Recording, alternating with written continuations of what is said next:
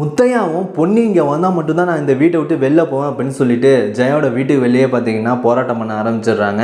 பொதுமக்கள் எல்லாருமே கூடிடுறாங்க. ப்ரெஸ்ஸும் பார்த்தீங்கன்னா வந்துடுறாங்க. சோசியல் மீடியா எல்லாம் வந்து என்ன சார் பிரச்சனை, என்ன ஏதுன்னு கேட்குறாங்க. அப்போ பார்த்தீங்கன்னா முத்தையா எல்லா விஷயத்தையும் சொல்கிறாங்க. என் பொண்ணு இந்த வீட்டோட மருமக, அவளை இது மாதிரி கொடுமைப்படுத்தி புரிஞ்சுக்காமல் அவளை அடித்து இந்த வீட்டை விட்டு துரத்திட்டாங்க. எங்கே போனால் என்ன ஏதுன்னே தெரியல. என் பொண்ணு இங்கே வந்தாகணும், அப்போ தான் நான் இங்கேருந்து போவேன் அப்படின்னு சொல்லிட்டு டிவியில் பார்த்தீங்கன்னா பேட்டி கொடுக்குறாங்க. இதை பார்த்தீங்கன்னா வீட்டில் இருந்து ஜெயா பார்த்துட்டு ரொம்பவே இருந்துச்சு அடைகிறாங்க. பாருங்கள், இந்த ஆள் என்னென்னா சொல்லி நம்ம குடும்பத்தை அசிங்கப்படுத்திட்டு இருக்கான்ட்டு, முதல்ல இந்த ஆள் சும்மா விடக்கூடாது அப்படின்னு சொல்லிட்டு போலீஸுக்கு ஃபோன் பண்ணுறாங்கிறாங்க. நம்ம சக்தியும் அதெல்லாம் வேணான்னு சொல்கிறாங்க. இந்த ஆளை எப்படி இங்கேருந்து வெட்டணும்னு எனக்கு தெரியும் அப்படின்னு சொல்லிட்டு போலீஸுக்கு ஃபோன் பண்ணி இது மாதிரி எங்கள் வீட்டில் ஒரு ஆள் வந்து பிரச்சனை பண்ணிட்டு இருக்காரு, அவரை முதல்ல இங்கேருந்து அனுப்புங்க சார் அப்படின்னு சொல்லிட்டுறாங்க. போலீஸும் வந்து பார்த்தீங்கன்னா நீங்கள் எதுக்கு இங்கே உட்காந்து ஆர்ப்பாட்டம் பண்ணிட்டு முதல்ல எந்திரிங்க அப்படின்னு சொல்கிறாங்க.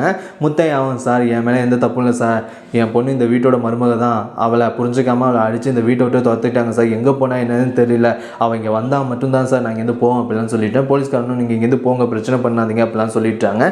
இதோட பார்த்தீங்கன்னா இந்த ப்ரோமோ முடியுது. இதுக்கப்புறம் போயிட்டு நம்ம சக்தி நம்ம பொண்ணையை அழைச்சிட்டு வந்து நம்ம முத்தையாட்ட சேர்ப்பாங்களா என்ன எதுன்னு வெயிட் பண்ணி பார்ப்போம். இந்த எபிசோட் பற்றி நீங்கள் என்ன நினைக்கிறீங்க, என்ன எதுவும் மறக்காமல் லைக் பண்ணுங்கள், கமெண்ட்டும் பண்ணிடுங்க.